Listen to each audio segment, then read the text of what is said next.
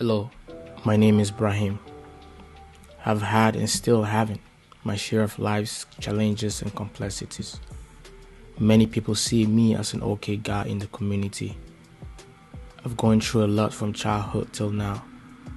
I used to suffer from mental health issues, but I am a survivor. When it comes to mental health, silence is not a solution. I choose not to suppress my story anymore. I choose to speak, to be released, and share my experience to help others. Two dear close friends of mine have struggled with mental health. One of them died by suicide. I want others to survive the pain of mental health issues and live to tell their stories. This is my story.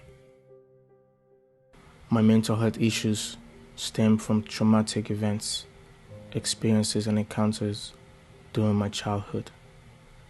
During the Civil War in Sierra Leone, I was exposed to certain traumatic war experiences that affected me mentally. I also felt hopeless as a result of poverty and obsessive-compulsive disorder. I used to be obsessed with repeatedly checking the door was closed. I was always watching my back. I had a fear attack at night, a fear of being pursued by gangs. When I moved to Canada, my mental health issues became worse. In high school, negative experiences with teachers and friends caused me to have chronic depression. My teachers told me that I couldn't learn at an academic level. They also said that I was not smart or capable enough, and that nothing substantial was in me. My friends always gave me wrong advice and never believed in me. There comes my learning disability affected my mental health, not only in communication but also in concentration. As a result, I felt like I wasn't capable of learning and there was no future for me. I pursued self-employment as an alternative to not being able to be educated enough to get a job.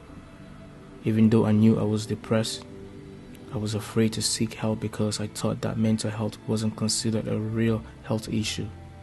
As far as I knew, people with mental illness end up in asylums. I thought to myself, I would deal with it on my own. It's not a chronic illness that needs attention. I am not sick enough to consider support. Besides, treatment don't work and there are many side effects.